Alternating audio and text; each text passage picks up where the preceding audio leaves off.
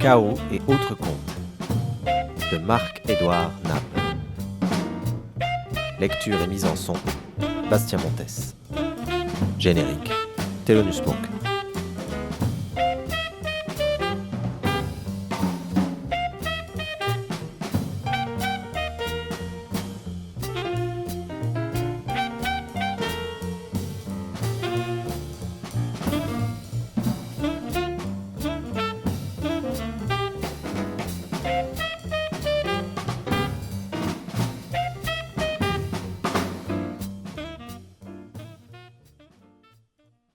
أعوذ بالله من الشيطان الرجيم بسم الله الرحمن الرحيم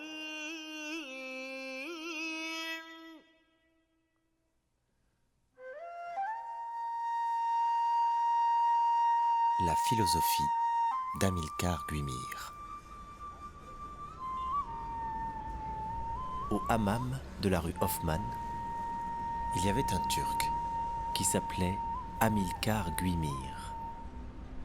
Un type plus étrange que les plus étranges. Toute une valse lente incarnée, de la chair très gaie autour d'une âme de douleur, plantée là comme une punaise. Amilcar, combien d'histoires Scheherazade a-t-il à ses compagnons de bain? Impossible de le dire. À chaque séance, ils étaient là, tous suspendus, nus et fumant autour du Turc charmeur.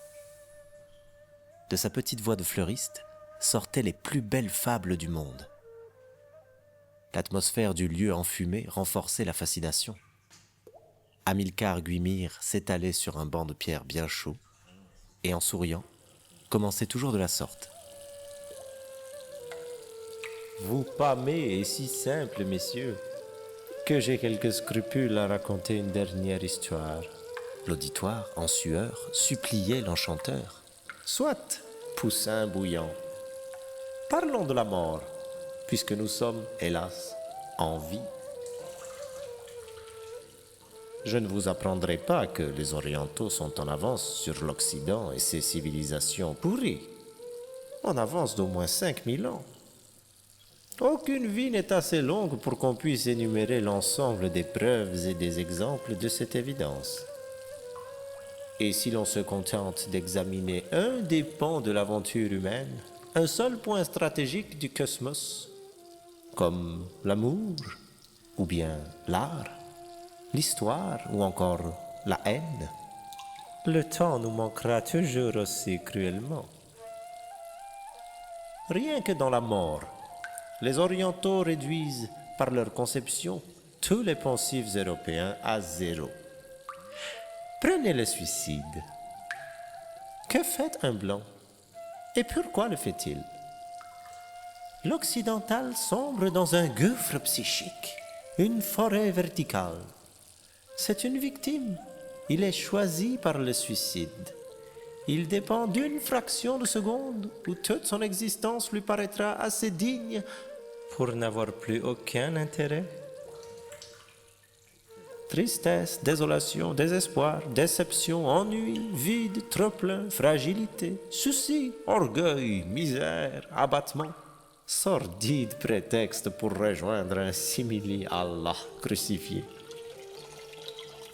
Un Browning dans une main, le tuyau de gaz dans une autre, la cœur de cou, les veines tranchées, la fenêtre ouverte, l'estomac buré de cachet. Voilà l'ambition de l'ouvrier suicidaire.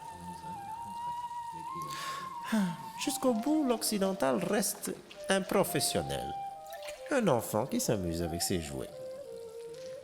Quelle différence, voulez-vous bien me la dire? Peut-il raisonnablement exister entre un pistolet à eau et un vrai revolver? Pas!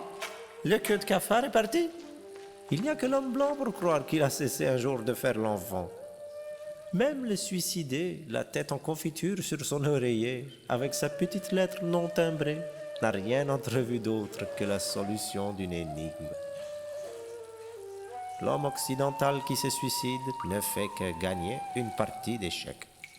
Nous autres avons des millions d'années de raffinement et de cruauté derrière nous pour nous suicider en Dieu. Et je ne parle pas des grossières caricatures que les imams dessinent avec le sang des kamikazes islamiques sur les pages illisibles du Coran. L'oriental a d'autres tures dans son sac. Un fou d'Allah n'est rien près d'un derviche tourneur.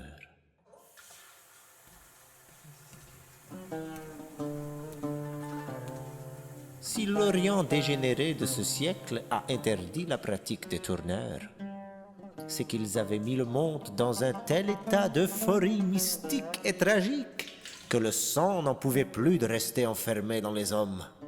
Il y avait un robinet de trop sur cette terre.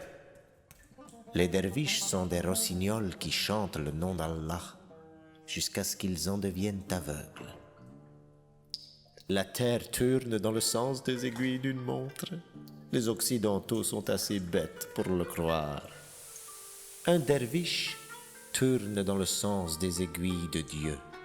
Pour traverser le temps, il n'y a qu'un derviche.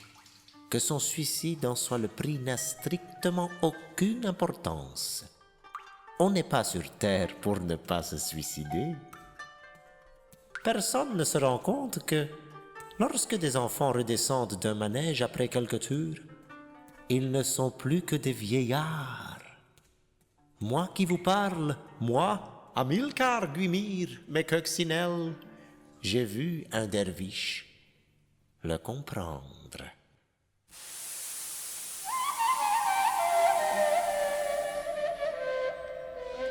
Jadis, les Européens assistaient en public aux exécutions capitales des soi-disant coupables. Nous autres Turcs avons l'honneur d'être conviés au suicide d'un derviche tourneur. Je me souviens d'un certain Barbarossa surtout. Pas un sage ne méprisait plus la richesse que lui. Aucune ambition n'avait de prise sur ce long corps illuminé. Il parlait en vers sans le faire exprès et se disait dénué de tout sens poétique.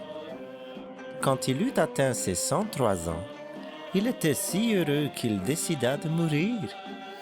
Quitter les miroirs en dansant était la dernière volonté que sa vie lui avait accordée. L'union par la danse était la folie qu'Allah exigeait pour connaître à son tour le bonheur. Car nous ne sommes pas sûrs qu'Allah soit heureux. C'est à nous de lui apporter la certitude de notre extase, venir en dansant l'inonder de notre joie cosmique, la joie de s'être tué en devenant fou, c'est-à-dire en passant le temps. Barbarossa se plaça donc lentement au centre de notre groupe et commença lentement à tourner. 5 musiciens derrière lui, puis devant, grondaient comme des orages sur des instruments inconnus de vous. De plus en plus vite, Barbarossa vrillait sur lui-même. Au bout de 20 minutes, nous ne vîmes plus qu'une sorte de fleur, immobile, qui frémissait à peine. Nous fûmes alors persuadés de tourner nous-mêmes. Barbarossa nous avait entraînés dans sa toupie, il nous avait comme annulés. Le tourbillon s'accentua. Barbarossa, ou plutôt la forme grêle de voile et de vent qui tournoyait, avait fait de la vie un maelstrom. Qu'étions-nous d'autre qu'un anneau flou pour lui? Contempler un homme qui se laisse broyer par l'espace-temps est la plus grande leçon que peut recevoir un être vivant. Barbarossa allait si vite que non seulement il ne tournait plus, mais il ne montait pas au ciel comme cela arriva à plusieurs derviches qui trouèrent le plafond comme des fusées à hélice.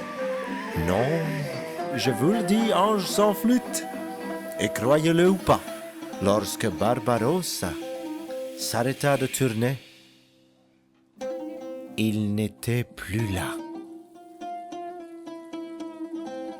Sur le sol, on pouvait reconnaître son chapeau de feutre et sa robe blanche. Son corps avait disparu.